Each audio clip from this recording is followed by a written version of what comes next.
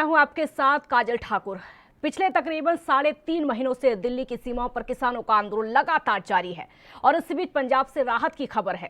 अमृतसर में कृषि कानूनों के खिलाफ रेल की पटरियों पर बैठे किसानों ने धरना खत्म करके पटरियों को खाली कर दिया है।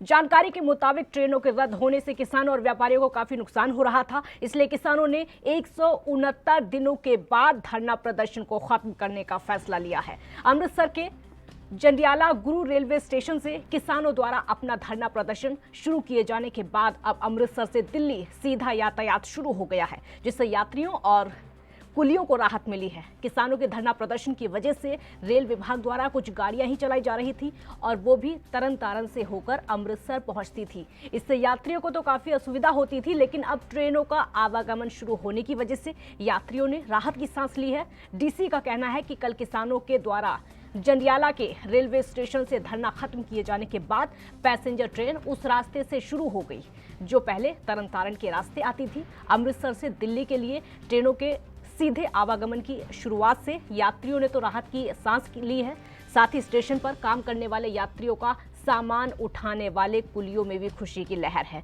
उनका कहना है कि पिछले तकरीबन 6 महीनों से उनका कामकाज ना के बराबर था और अब किसानों का धरना खत्म होने से ज्यादा ट्रेनें चलेंगी, साथ ही यात्रियों के आने से उनका कामकाज भी ठीक हो जाएगा। और इस बीच किसान संघों ने केंद्र सरकार के खिलाफ बिगुल बज दिया है। आपको बता दें कि कृषि कानूनों के खिलाफ 26 मार्च को अपने आंदोलन के 4 महीने पूरे होने के मौके पर भारत बंद का आह्वान किया गया है।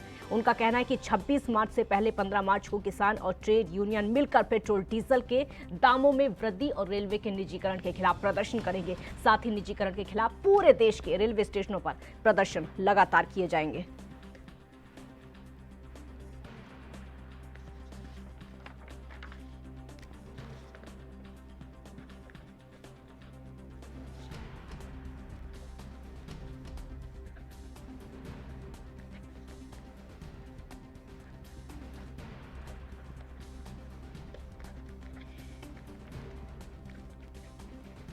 तो अमृतसर में जो ट्रेन की पटरियों पर प्रदर्शन हो रहा था वो खत्म हो गया है। किसानों ने प्रदर्शन को खत्म करने का ऐलान कर दिया है। पिछले तकरीबन 3 महीनों से प्रदर्शन चल रहा था और अब इस प्रदर्शन को ट्रेन की पटरी से खत्म कर दिया गया है। यानी ट्रेनों की वजह से जो दिक्कतों का सामना यात्रियों को करना पड़ रहा था, अब वहां पर राहत की सांस ली गई है, क्योंकि साथ ही किसान भी परेशान थे, व्यापारी भी परेशान थे, सबसे ज्यादा वो कुली परेशान थे जो कि स्टेशन पर यात्रियों का सामान उठाते हैं और अपनी रोजी रोटी कमाते हैं। उन लोगों में इस समय खुशी की लहर है। हालांकि अभी तक किसानों की लड़ाई खत्म नहीं हुई है। किसानों की लड़ाई लगातार जारी है। दिल्ली की सीमाओं पर, टिकरी बॉर्डर पर, सिंघू बॉर्डर पर और गाजीपुर बॉर्डर पर लगातार किसान बैठे हुए हैं। अन्य जगह पर भी जा रहे हैं, वहां पंचायतों का आयोजन किया जा रहा है। लेकिन अमृतसर रेलवे स्टेशन पर से किसानों का आंदोलन खत्म हो गया है और वहां पर अब ट्रेन सेवा बहाल कर दी गई है। यानी अब लोगों को राहत मिलेगी, जो यात्री आने जाने वाले उनको राहत मिलेगी। सबसे बड़ी बात यह है कि ट्रेनों का जो लॉस हो रहा था अब उसको भी फायदा होगा। आपको बता दें कि अमृतसर में रेलवे ट्रैक पर किसान बैठे हुए थे, लगातार प्रदर्शन कर रहे थे, जिसकी वजह से ट्रेनों का आवागमन पूरी तरीके से बंद हो गया था। परेशानियों का सामना लोगों को करना पड़ रहा था।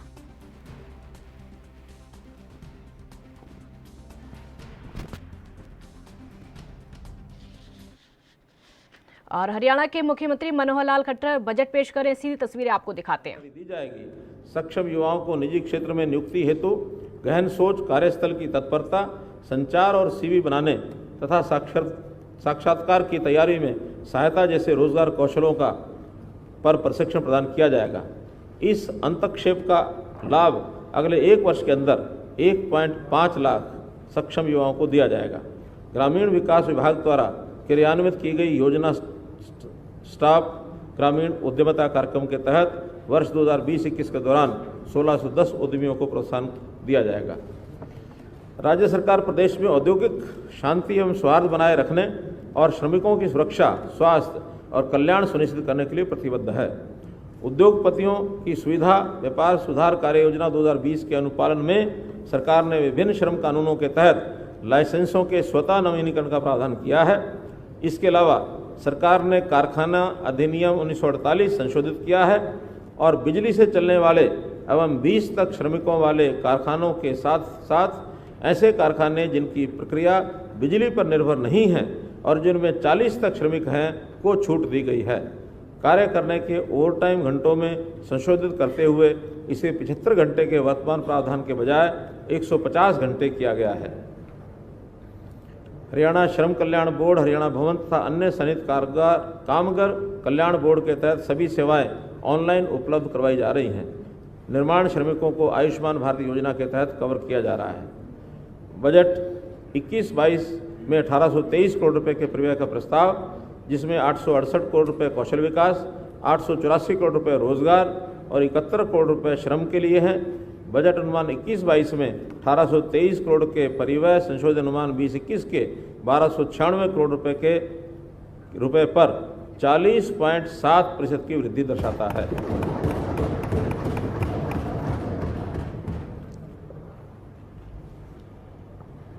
आईटी और इलेक्ट्रॉनिक्स। कोविड-19 के दौरान सरकार ने ई गवर्नेंस अनुप्रयोगों का लगातार आंतरिक विकास और सुधार करके ई गवर्नेंस के प्रति अपने दृष्टिकोण को उन्मुख करने की दिशा में नई ऊंचाइयों को छुआ है। इसने नए आईटी अनुप्रयोगों को शुरू करने के समय और लागत को कम किया, जिससे निरंतर उन्नयन और आंतरिक क्षमताओं को बढ़ावा मिला।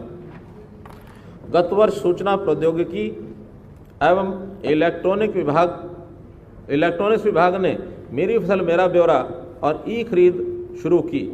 हरियाणा कर्मचारी चयन आयोग के लिए वन टाइम पंजीकरण पोर्टल, उच्चतर शिक्षा में दाखिलों की ऑनलाइन पंजीकरण प्रवेश पोर्टल, वेब हेलरिस के माध्यम से ऑनलाइन पंजीकरण और राजस्व विलेखों का डिजिटलीकरण कुछ महत्वपूर्ण उदाहरण हैं।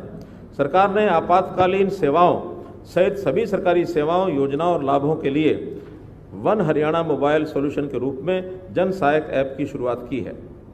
इस दिशा में राज्य सरकार ने एक समर्पित, उद्यमी और स्टार्टअप नीति बनाई है, जो बेहतर अवसंरचना और अनुकूल व्यावसायिक वातावरण प्रदान करने पर समान बल देते हुए स्टार्टअप इकोसिस्टम का सर्वांगीण विकास सुनिश्चित करती है।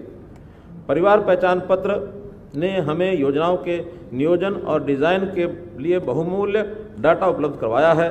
राज्य में अभी तक 2.1 करोड़ से अधिक लोगों के उपलब्ध आंकड़ों का मूल्यांकन दर्शाता है कि 18 से 60 वर्ष के आयु वर्ग में 8.36 लाख व्यक्तियों ने खुद को बेरोजगार घोषित किया है। सरकार का प्रस्ताव है कि सत्यापन के उपरांत आर्थिक रूप से सबसे कमजोर स्थिति वाले परिवारों में से 20 से 35 वर्ष की आयु वर्ग में 1 लाख बेरोजगार युवकों का चयन किया जाएगा और उन्हें लाभप्रद रोजगार के लिए कुशल बनाने इस पाठ्यक्रम की एक श्रृंखला तैयार की जाएगी। राज्य में पिछले कुछ वर्षों से सफलतापूर्वक चलाई जा रही सक्षम युवा योजना को संशोधित किया जाएगा और विशेष रूप से इन बेरोजगार युवाओं के कौशल विकास और प्लेसमेंट की दिशा में काम किया जाएगा। योजना के कार्यान्वयन के लिए रोजगार विभाग नोडल विभाग होगा। हरियाणा कौशल विकास मिशन को श्री विश्वकर्मा कौशल विश्वविद्यालय के सहयोग से इन उद्देश्यों को पूरा करने की दिशा में और विकसित किया जाएगा। सरकार नेटवर्क और डाटा संरक्षण सहित साइबर सुरक्षा पर अधिक बल देते हुए सरकारी सेवाओं के वितरण के लिए तहसीलों, उप तहसीलों एवं खंडों में डिजिटल कनेक्टिविटी को बेहतर बनाने पर ध्यान केंद्रित करेगी। राज्य सरकार बड़े डाटा सेंटर उद्योग के निर्माण एवं विकास पर बल देने के लिए पहली बार डाटा सेंटर नीति तैयार कर रही है। इस नीति का उद्देश्य डाटा सेंटर इकोसिस्टम स्थापित करने के लिए भूमि एवं अवसंरचना, बिजली नवीकरण योजना, पानी, नवीकरणीय ऊर्जा, पानी एवं कनेक्टिविटी पर विनियमन एवं वित्तीय लाभ प्रदान करता है। मुझे बताते हुए खुशी हो रही है कि माननीय अध्यक्ष महोदय और सदन की समिति राष्ट्रीय ई विधान अनुप्रयोग नेवा के प्रयासों से विधानसभा को पेपरलेस बनाया जा रहा है। अभी पिछली बार और इस बार तो हमको ये आईपैड वगैरह मिले हैं, अगली बार से पूरा कंप्यूटर हमारे टेबल पर होगा और उसी के अंदर लोड कर दिया जाएगा। ये अगली बार से ये ऐसा ही ना जी, अगली बार उठा के ले जाना वापस नहीं ले जाएगा कोई, पक्का यहीं लग जाएगा। सभी सरकारी विभागों में ई गवर्नेंस अनुप्रयोगों के इन हाउस विकास को सक्षम बनाने के लिए आईटी में मानव संसाधनों को बढ़ाया जाएगा। बोर्डों, निगमों और विश्वविद्यालयों सहित सभी सरकारी विभागों में पूर्ण रूप से ई ऑफिस का कार्यान्वयन किया जाएगा।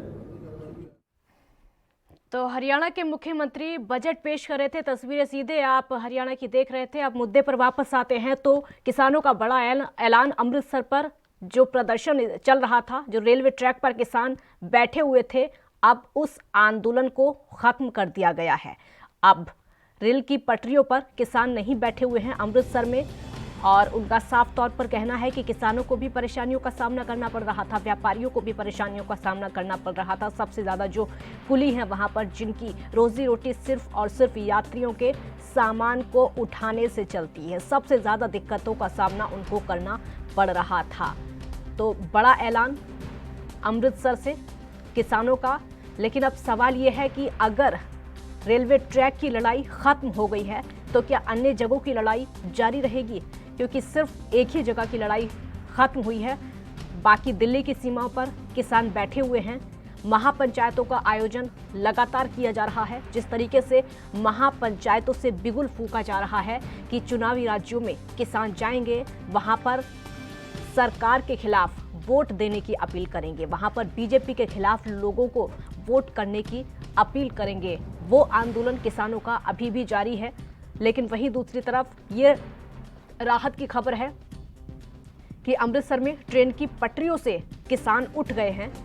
तकरीबन 3 महीने के बाद ये प्रदर्शन खत्म किया गया है, यानी यहाँ पर धरना खत्म हो गया है और ट्रेन चालू हो गई है। ट्रेन चालू होते ही लोगों में खुशी का माहौल देखने को मिल रहा है। स्टेशन पर धरना खत्म होने से यात्रियों को बड़ी राहत मिली है। आंदोलन के 4 महीने पूरे होने पर भारत बंद का आह्वान भी किया गया है। लेकिन आंदोलन खत्म होने के बाद बड़ी चेतावनी किसानों की तरफ से ये दी गई है कि भले ही हमने रेलवे ट्रैक से धरना खत्म कर दिया हो, लेकिन आगे भारत बंद भी किया जाएगा।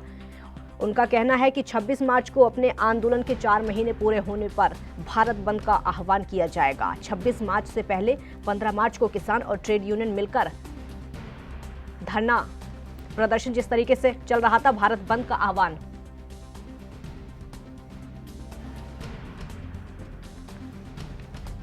तो उनका कहना है कि 26 मार्च से पहले 15 मार्च को किसान और ट्रेड यूनियन मिलकर पेट्रोल डीजल के दामों में वृद्धि और रेलवे के निजीकरण के खिलाफ प्रदर्शन करेंगे। साथ ही निजीकरण के खिलाफ पूरे देश भर में रेलवे स्टेशनों पर प्रदर्शन लगातार किया जाएगा। यानी किसानों की लड़ाई अभी खत्म नहीं हुई है, किसानों की लड़ाई अभी खत्म होने का नाम नहीं ले रही है, क्योंकि लगातार किसान अड़े हुए हैं कि एमएसपी को कानून बनाया जाए और तीनों कृषि कानूनों को रद्द किया जाए। किसान अपनी जिद पर अड़े हुए हैं, लेकिन सरकार झुकने को तैयार नहीं है। सरकार का साफ तौर पर कहना है कि इन कानूनों में किसानों के खिलाफ कुछ भी नहीं है।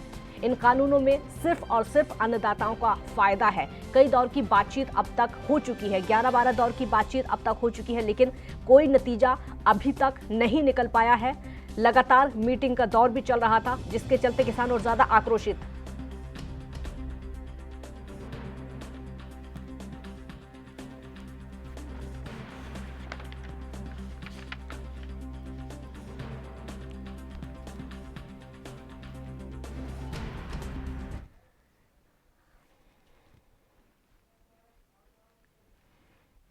तो डिबेट में शामिल होने के लिए 2 खास मेहमान इस समय हमारे साथ जुड़ गए। हमारे साथ प्रदीप भटनागर बीजेपी का पक्ष रखेंगे, बहुत स्वागत है आपका। नरसिंह पाल किसान नेता हैं, आपका भी बहुत बहुत स्वागत है। नरसिंह जी, पहला सवाल मेरा आपसे ही होगा, क्योंकि किसानों ने कहा था कि जब तक कृषि कानून रद्द नहीं हो जाएंगे तब तक धरना प्रदर्शन खत्म नहीं होगा, लेकिन रेलवे ट्रैक पर जो धरना था वो खत्म हो गया है, वजह क्या है? जी, आपका लिए धन्यवाद काजल जी। ये धरना प्रदेश का खत्म हुआ है। अभी जो अंतर्राष्ट्रीय ये राष्ट्रीय स्तर का जो धरना है, वो जो केंद्र सरकार से मांग है वो बरकरार है। किसान बैठे हुए हैं, धरना चलता हुआ है। तो अब प्रदेश से वहाँ से कोई चीज हटा करके फिर यहाँ दिल्ली पे लगा दी जाएगी, वहाँ से हटा करके किसानों को यहाँ दिया जाएगा। तो धरना तो जब 3 जी, लेकिन किसानों की तरफ से तो कहा यह गया था ना कि ट्रेनों को नहीं चलने देंगे, ट्रेन की पटरियों पर प्रदर्शन करते रहेंगे, क्योंकि जब लोगों को दिक्कतें होंगी, जब यात्रियों को दिक्कतें होंगी, तभी सरकार पर असर होगा। लेकिन अब असर कैसे होगा अगर रेलवे ट्रैक से आप लोग उठ गए तो? देखिए, ये आंदोलन का देश रहा है, इसमें बहुत बहुत मोड़ आते रहे। हमारी आज़ादी के लिए 90 साल हमारे बुजुर्गों ने आंदोलन किया। 1857 से लेकर सन 1947 में जाकर आज़ादी प्राप्त हुई। तो ये किसानों की आज़ादी की लड़ाई है। ये अपने तरीके से, नए तरीके से अपना ये लड़ते रहेंगे। कहीं इसका मतलब ये नहीं है कि आंदोलन खत्म हो गया। और फिर दूसरा ये है कि आंदोलन हम किसी देश के खिलाफ नहीं लड़ रहे। अपनी सरकार से हमारी अपनी मांग है, अपनी चुनी हुई सरकार से हमारी मांग है कि हमारे किसानों के हितों की रक्षा करने के लिए एमएसपी को गारंटी का कानून बनाया जाए। अब कितनी देर बाद सरकार की नींद खुलती है ये आगे डिपेंड करेगा। अभी सरकार सोई हुई है। सरकार ऐसा ना हो कि बिना मांगे मनवाए जिस तरीके से किसान उठ गए हैं रेलवे ट्रैक से, कहीं ऐसा ना हो कि दिल्ली की सीमाओं से भी वैसे ही उठ जाएं, अंत में अगर मांगे नहीं मानी गई तो परेशान होकर ही उठ जाएं। देखो, किसान तो दबता कुचलता हुआ और परेशान है। इस भारत देश के किसान की दुर्दशा किसी से छिपी हुई नहीं है और इसकी स्थिति दयनीय स्थिति है। और आज घाटे का सौदा है भारत की कृषि, और इसके परिवार और इसके बच्चे आज कितने दुखी हैं ये हर कोई जानता है। तेल को देख लीजिए कहाँ जा रहा है, लागत को देख लीजिए कहाँ जा रहा है, और फसलों का मूल्य मिल नहीं पा रहा है। ठीक है प्रदीप भटनागर जी, ठीक है प्रदीप भटनागर जी, रेलवे ट्रैक खाली हो चुका है, आपको तो खुशी हो रही होगी। नहीं, खुशी तो आप खुशी की बात तो नहीं कह सकते। आप देखिए, चिंता की बात थी, जो चिंता कुछ कम हुई है देश के प्रति भी और किसानों के प्रति, मगर आप इसे अगर खुशी का नाम ना दे तो ज्यादा बेहतर रहेगा। मैं तो ये आप थोड़ा सा निवेदन करूंगा। चिंता किस बात की थी? चिंता ये थी कि हमारे किसान भाई बैठे धरने पे, बारिश और तूफान में, आंधी में, चिंता तो ये थी ना, और चिंता करनी वाजिब थी।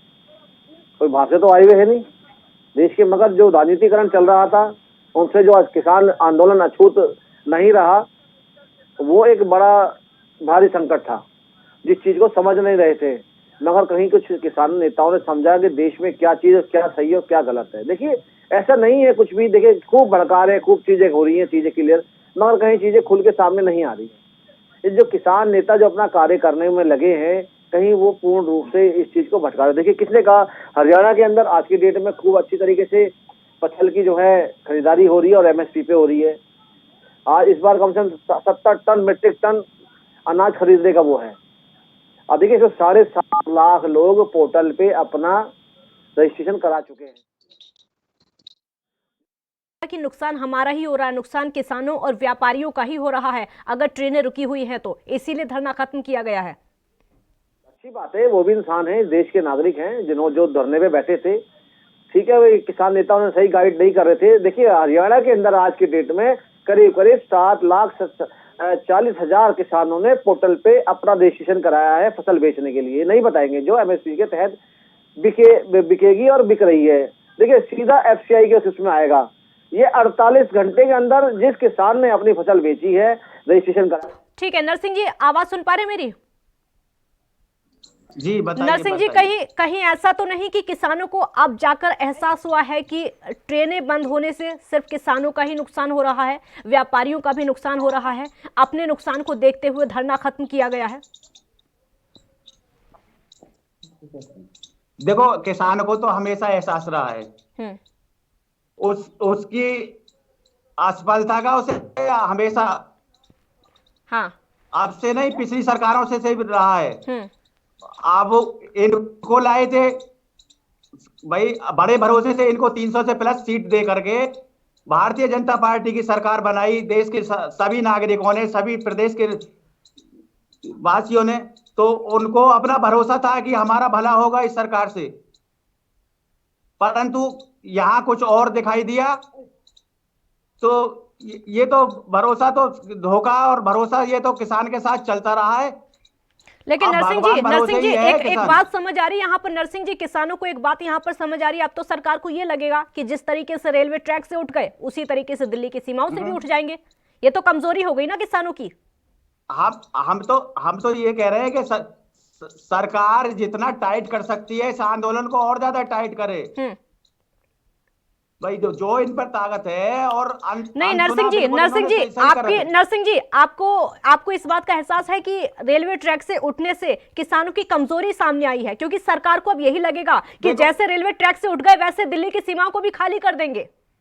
देखो किसान तो कमजोर है, मैं पहले भी कह चुका हूँ, किसान आज भी कमजोर है। नहीं, लेकिन किसान कल भी कमजोर था। लेकिन और आंदोलन मजबूत बनाया हुआ है ना, लेकिन किसानों ने आंदोलन को मजबूत बनाया है। हाँ, आंदोलन तो मजबूत चलने की कोशिश कर रहे हैं पूरा, पर सरकार ये सोच रही है कि किसान बिल्कुल बेवकूफ है और कमजोर है और ये हट जाएगा और भग जाएगा। चलो ठीक है, आएगा समय, इनको भी आगे आगे जो जरूरत पड़ेगी किसानों की, अब चुनाव आ रहे हैं उत्तर प्रदेश में, पता लगेगी इनको और भी आगे रहेगी। तो अब इनको जरूरत नहीं, आज जरूरत नहीं है किसानों की इनको। ठीक है भटनागर जी, आपका जवाब देना चाह रहे हैं। किसानों के साथ धोखा किया है इस सरकार ने, और इतनी बड़ी धोखाधड़ी किसी सरकार चुनाव ने आ रहा नहीं की है, जितनी आज चुनाव ये आ रहा मौजूदा है, सरकार चुनाव कर रही से चले जाएंगे, आ जाएंगे। ये भारतीय जनता पार्टी की सरकार है, ये देश हित की सरकार है, देश के हित के कानून के लिए, जनता के हित के लिए जो कार्य हुआ करेगी। मगर ये जो आप किसान नेता जो राजनीतिक गोदियों में बैठ के जो आप जो स्टेटमेंट देते हैं ना, ये कि चुनाव आ रहा है, चुनाव आ रहा है, चुनाव तो 5 राज्यों में भी है, चुनाव तो अभी आपके धरने में 2 जगह हुआ भी है, ये क्यों बोल रहे हैं आप ये सब चीजें ना बोलिए। नहीं है, आपको देख राजनीतिक दल से आते हैं किसानों की। अरे आप राष्ट्रीय लोकदल से खुद चुनाव लड़ते हैं, बोलते क्यों नहीं बोलते हैं आप इस चीज के बारे में? 100 दिन आपको वो नहीं समझ आती है, राकेश टिकैत जी नील चुनाव लड़ चुके 2 बार। क्यों नहीं एमएसपी को? अरे भाई आप ये दोष मत दीजिए भारतीय जनता पार्टी को। भारतीय जनता पार्टी देश हित के काम के लिए बैठी है, कोई कंप्रोमाइज सरकार हो चले ना चले, जो राष्ट्र हित में काम होगा करेंगे। आप जैसे लोगों को भक्ति में नहीं आने वाले हम लोग।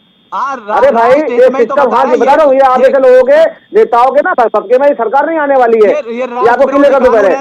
जो राष्ट्र हित में काम हो, बोलिए, समझ नहीं आएगा, एक एक करके बोलिए। भटनागर जी आप बोलिए, एक एक करके बोलिए, ऐसे समझ नहीं आएगा किसी को, कोई नहीं सुन पाएगा। किसान नेता ने या किसानों ने जो अमृतसर के अंदर से रेलवे पटरी जो खाली की है, तो उसकी मंशा को देखिए ना आप उसमें उंगली उठाने से पहले उनकी मंशा देखिए क्या थी। अरे भाई उन्होंने हटाया, उन्होंने सोचा कि भाई हम यहाँ बैठे हैं 170 दिन से बैठे हैं, 169 डेज से बैठे हैं वो।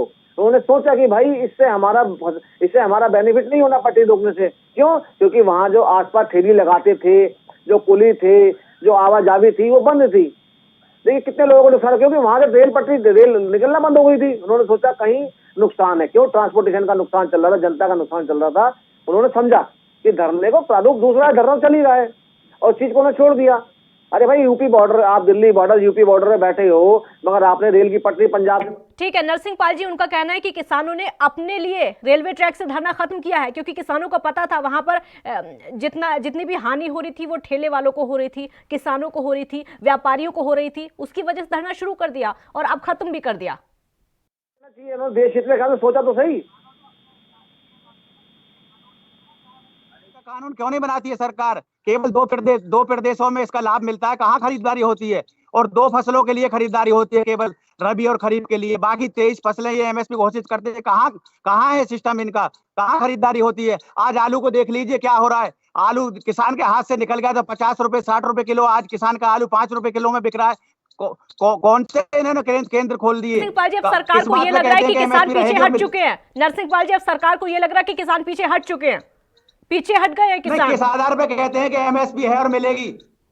मेरा सवाल सुनिए आप, मेरा सवाल आप सुनिए, 1 मिनट मेरा सवाल आप सुनिए। अब सरकार को यह लग रहा है कि किसान पीछे हट चुके हैं, नहीं कर सकते धरना, नहीं बैठ सकते पटरियों पर। अब सरकार को यह लगेगा, आपने मौका दे दिया सरकार को अब तो हावी होने का। ठीक है, अगर सरकार को मौका दे दिया तो सरकार के जो मर्जी आए वो करे। किसान तो अपना जैसे है ऐसा काट रहा समय, तो फिर देश की जनता और भी साथ है, तो फिर और भी साथ है, उसको पता लगेगा कैसा है कि किसान तो अपना पेट भर लेगा। पहले उसके घर में पैदा होती है, और दूसरे अतिथि का और देश के आम नागरिक की चिंता करते हुए, वह सम्मान करते हुए वो बाजार में अपना माल बेचता है, और आप सड़ा गला और कमजोर खाने के लिए तैयार रहता है। इसको सोच लेना चाहिए सरकारों को और देश की आम जनता को। ये कमजोर करें उसको, आंदोलन को, या ताकतवर करें। ठीक है भटनागर जी, आपका जवाब दे रहे हैं। ठीक है आपका जवाब ले लेते हैं, बोलिए। ये धरने को जैसे विषय कह रहे हैं खत्म करें, फलाना करें, देखिए सरकार की मंशा कोई ऐसी नहीं है। आप लोग बैठे हैं किसान, मगर किसान नेता जो राजनीति कर रहे हैं ना, कहीं उस पर आपको लगाम अपने पे कसनी पड़ेगी। क्यों? पहले एक आंदोलन था, ये किसान आंदोलन था जब शुरुआत हुई थी सिंधु बॉर्डर से, मगर अब ये आते आते 26 जनवरी के बाद अब ये राजनीतिक आंदोलन हो चुका है। आप इसमें स्पष्टीकरण नहीं देते हैं, आप इसे बोलना नहीं चाहते आप लोग। 26 जनवरी आप नहीं बोलना चाहते। देखिए एमएसपी की बात करें, पहले तो क्लियर कर दूं। सुनिए किसान नेताजी, सुनिए, अरे सुनिए किसान साहब, सुनिए ना, मैं आप दो बात, दो 1 मिनट लूंगा, मैं ज्यादा नहीं लूंगा, आप फिर बोलिएगा। देखिए मैं आपको बताऊं, होती है ये पता है कि आलू जो है कोल्ड स्टोर में खुद किसान लगाता है, उसको अपने तरीके से बेचता है। जो आलू के बड़े बड़े माशाखोर हैं वो इकट्ठा स्टॉक खरीदते हैं। आप जो बड़े किसान हैं, बड़े किसान, मेरी बात समझना, बड़े किसान जिनके 500 5-5 हजार 50 हजार आलू निकलता है, वो कोल्ड स्टोर में अपना जमा करता है, जब तेजी होगी तो बेचेंगे। ऐसे एक कोल्ड स्टोर नहीं, हजारों कोल्ड स्टोरों में होता है। देखिए कोल्ड स्टोर, ये आलू की बात करते हैं, ये नहीं पता कि आलू सरकार कहाँ बेचेगी रख के। आप कच्ची बातें करते हैं आप लोग चैनल में बैठ के।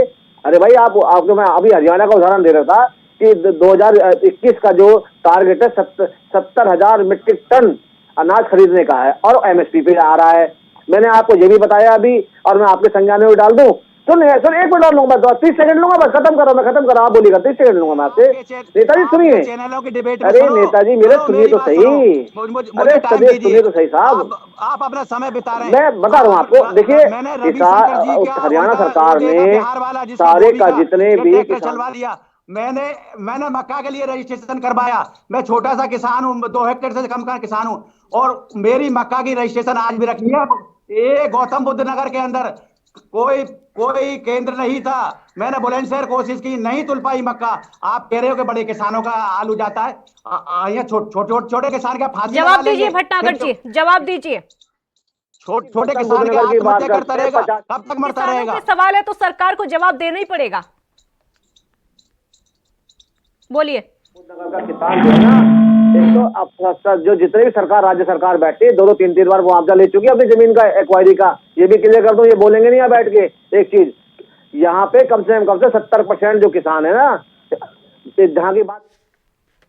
प्रदीप भटनागर जी, मेरा आखिरी सवाल आपसे होगा। सरकार जो चाहती थी वही हो गया ना? सरकार तो यही चाहती थी कि किसान हार जाएं, धरना खत्म कर दें। आखिरी रिएक्शन। देखिए ऐसा कोई मंशा नहीं है, आंदोलन था, इन्होंने राजनीतिक कर दिया है। अरे भाई एमएसपी पे आप देखिए सही, एमएसपी पे खरीदारी बहुत उम्मीदें पूरी हुई होंगी, थोड़ी बहुत उम्मीदें पूरी हुई होंगी। अगर किसान रेलवे ट्रैक से उठ गए हैं तो शायद दिल्ली की सीमाओं से भी उठ जाएंगे। अब ये उम्मीद सरकार को होगी। अरे भाई बैठिए, आपका स्वागत है, हम तो कह रहे हैं, मगर ये आंदोलन को जिन्होंने टेढ़ी राह पे चलाया है, क्या उनका कोई गिरबान पकड़ने वाला नहीं है? आप दोनों का हमारे साथ जुड़ने के लिए। तो अमृतसर में रेलवे ट्रैक पर तो जो किसान बैठे हुए थे, लगातार प्रदर्शन कर रहे थे, अब उस प्रदर्शन को खत्म कर दिया गया है, क्योंकि किसानों का खुद कहना है उनको दिक्कतें हो रही थी, व्यापारियों को हानि हो रही थी, तमाम ऐसी वजह है जिसकी वजह से उस प्रदर्शन को खत्म किया गया है। लेकिन वहीं दूसरी तरफ चेतावनी ये दी है कि प्रदर्शन सिर्फ रेलवे ट्रैक का खत्म हुआ है, दिल्ली की सीमाओं का नहीं। बहुत शुक्रिया आपका। देखते रहिए ANB न्यूज। नमस्कार।